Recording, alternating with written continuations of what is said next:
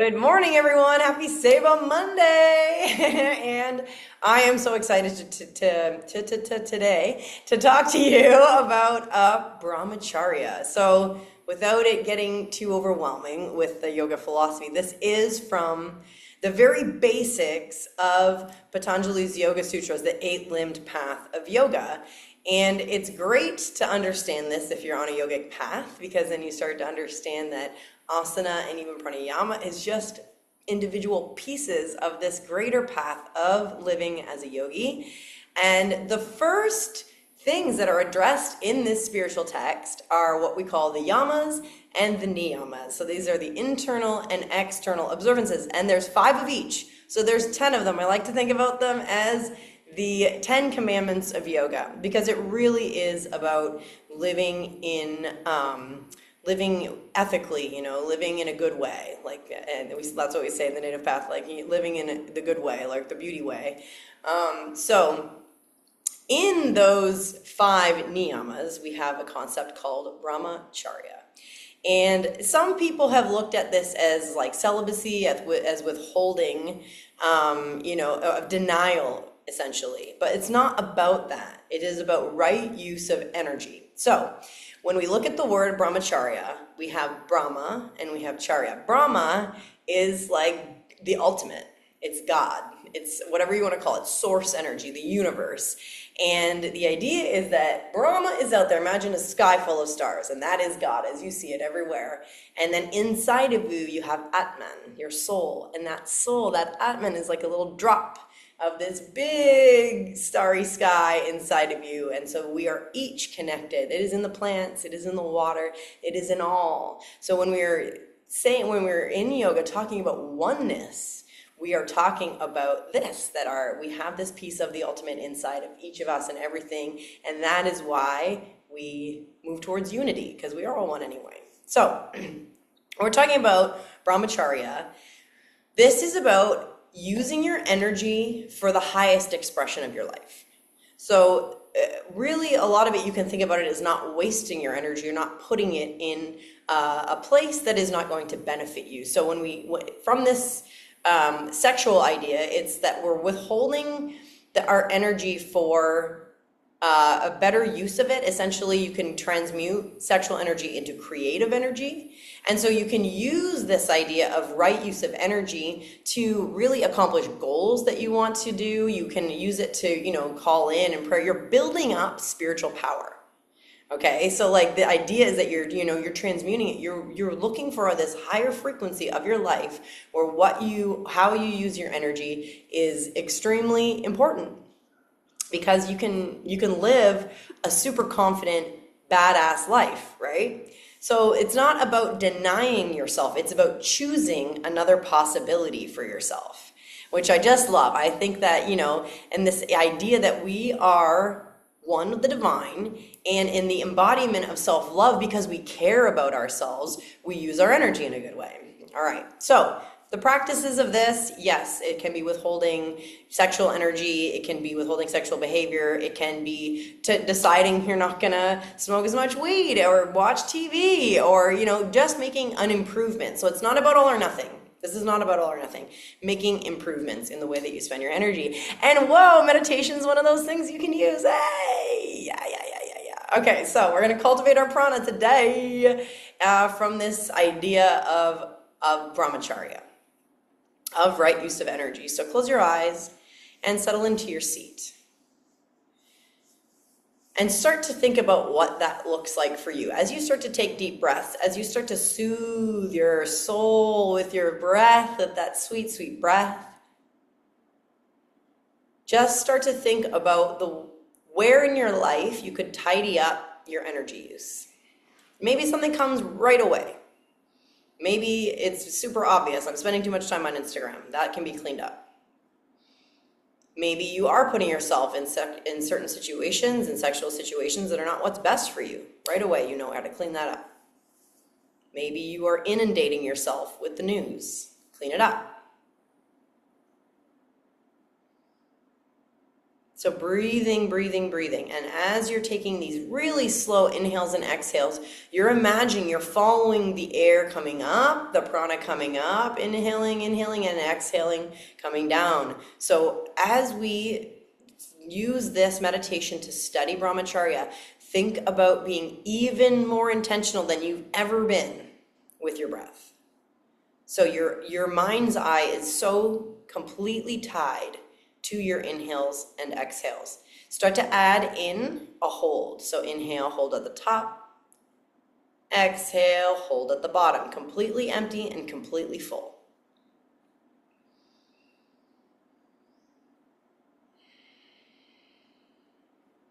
And after a couple rounds of that, I want you to add in Ujjayi breath. So that constriction in the back of the throat kind of sounds like Darth Vader or the ocean breath. So it's like, but with the mouth closed.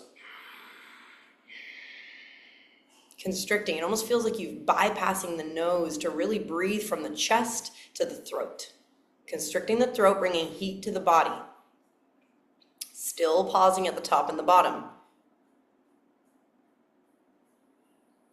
You might be familiar with this breath from asana classes. It's often paired with movement.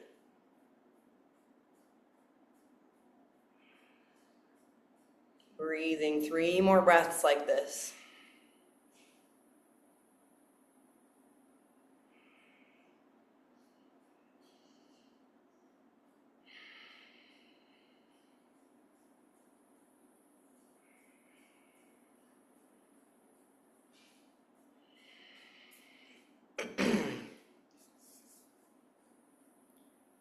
So today we'll just start with 3 ohms, being so present with the ohms, knowing that this is the original chant, this is the original mantra, the sound of all that is in the universe vibrating together in frequency,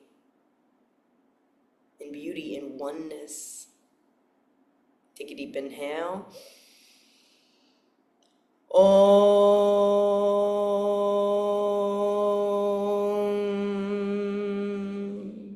Inhale.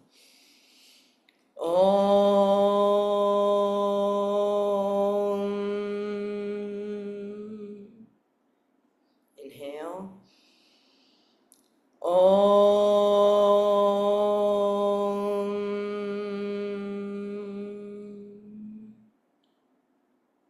Bow the head.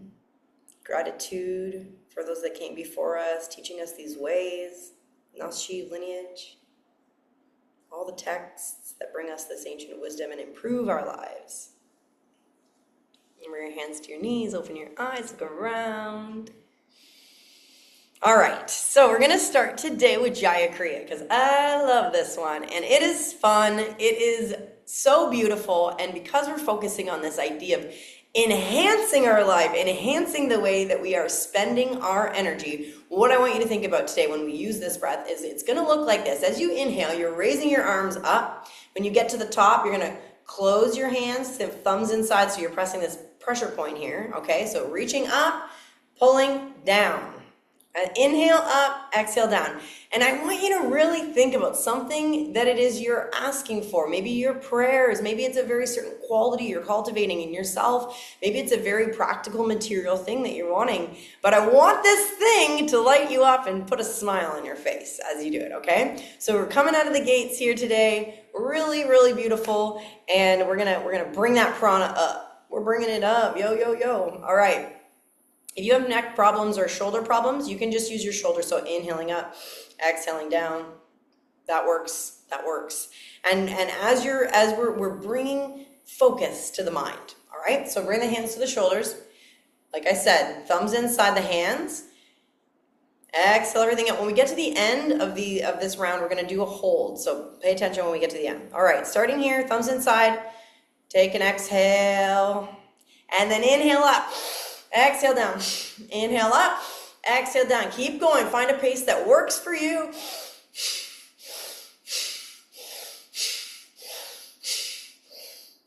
Beauty is in your life. Beauty on your face. Beauty in your prana, in your body. Let's go, let's go. Enhancing that life force energy. Bringing it, let's go. Inhale, exhale. Keep going for 10, 9, 8, 7, 6, 5, 4, 3, 2, 1. Listen up, exhale, exhale, pull down, pull down, pull down. Inhale, go up, hold.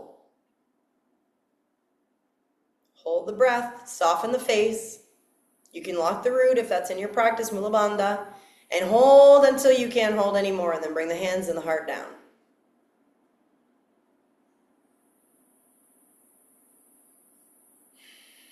Take space. Coming into that subtle breath, that silent, skillful breath, no control added, just being.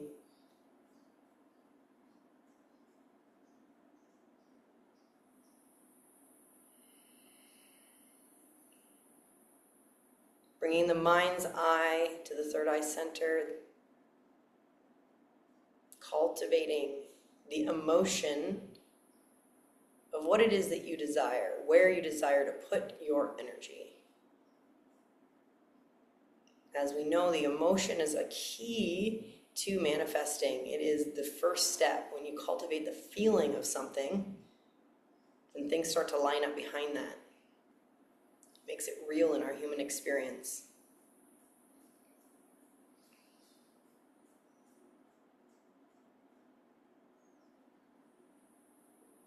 All right, we're going to keep it pretty active this morning. So we're going to use our arms again.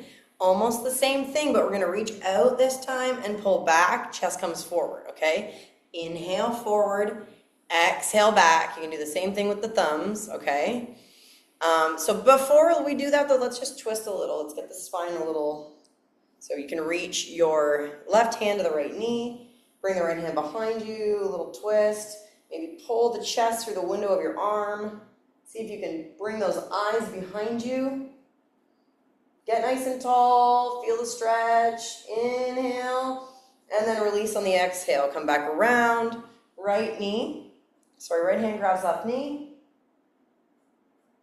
Left hand comes behind, pull the chest through the window of the arms. One more breath, deep inhale. Exhale, release. Okay, nice.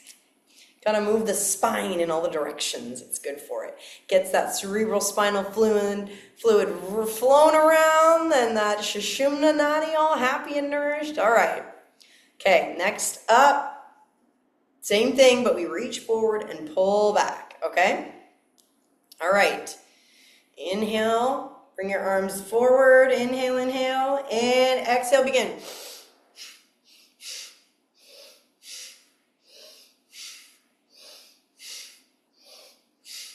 And just as you're shining that heart forward, imagine just bringing that joy into your life. That good life that you are cultivating with this practice, with this conscious effort in your life. Bring in yourself exactly where you want to be. Okay, 10, 9, 8, 7, 6, 5, 4, 3, 2, 1. Exhale, pull back. Inhale, come forward. Really rounding the spine even more. So bring the belly button to the spine. Reach forward, round the back. Hold the breath. And when you're done, when either arms are tired or the breath says enough, come back in a nice straight spine. Take space. Play in the ethers. Dance on the stars.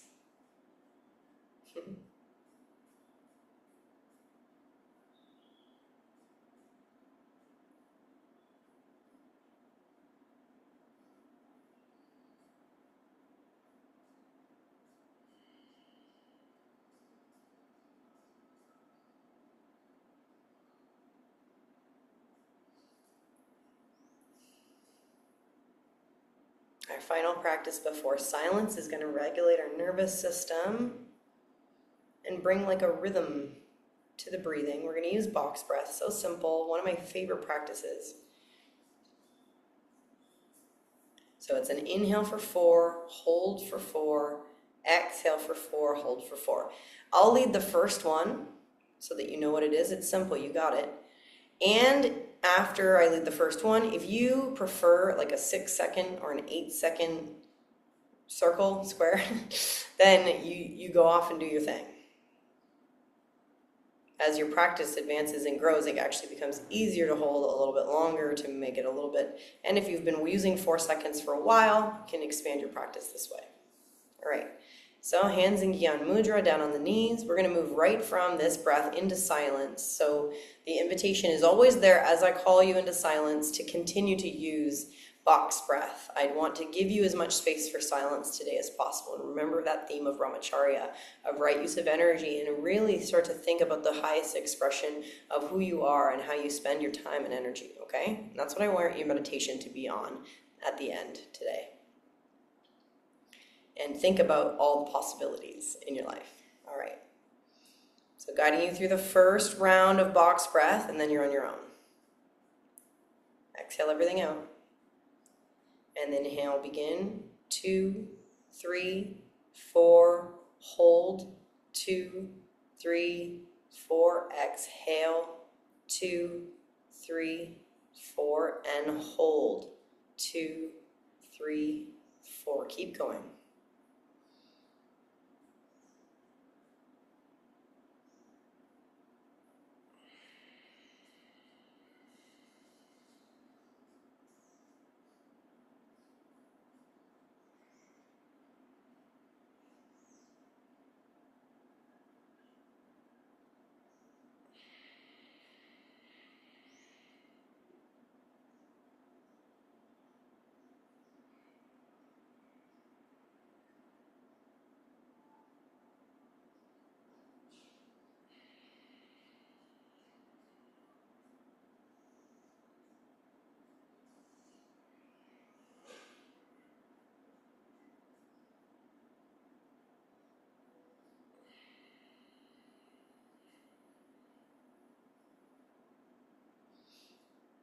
Your choice now to release the breath and just sit in silence and stillness in the void, or to continue to breathe and take 2 minutes more of silence.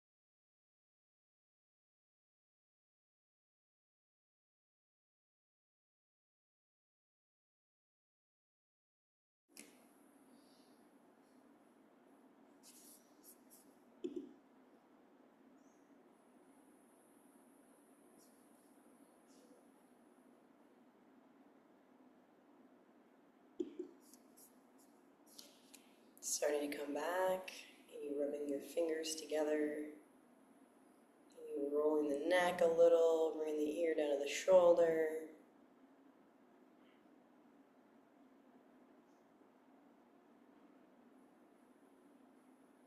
And slowly, slowly re-emerging.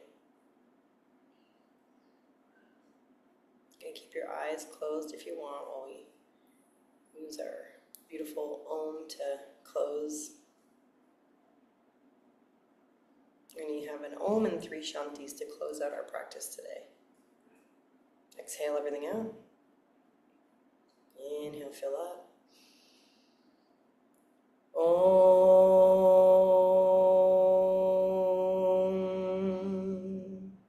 Shanti, Shanti, Shanti. Namaste. I love and honor you so much, and just an encouragement from this perspective of Brahmacharya to think about something in your life. It doesn't have to be such a big deal, like it doesn't have to be so extreme, but where can you better manage your energy? What is asking to be looked at? Like, this is a really beautiful way to develop spiritual power and spiritual strength, and it's just about finding what's more aligned for you. And as you do this, you'll start to understand that you are magnetic because you are aligned with your higher purpose. You're clear in yourself, and you start to really attract the things that are meant for you in the highest expression of that. So it's worth it. It's worth it. And, we live in a really instant gratification society. Everybody wants that right now. And so what happens when you develop the discipline to move through that? What happens when you develop the discipline to know that the things that are the most valuable take time, and they take cultivation and discipline? And when we can do that, when we can really be about that, our lives will improve in beautiful ways. And you start to not feel taken by your life anymore. You start to feel like the master of your energy and the master of your life. And so I encourage you, this is just such a beautiful way and a beautiful topic, and maybe you'll get to see some things online from teaching in a greater way when I get to the summit. But just a beautiful encouragement today to ask yourself where you can clean things up in your life, even if it's just a small goal of spending less time on social media, or whatever, spending more time cooking instead of whatever, like anything that you can see is a positive change in your life and a positive use of your energy. So I love you so much. I encourage you and love you. I hope you brought some joy and some beauty into your life, into your Monday. Save your Monday, meditate. I love you. See you next week.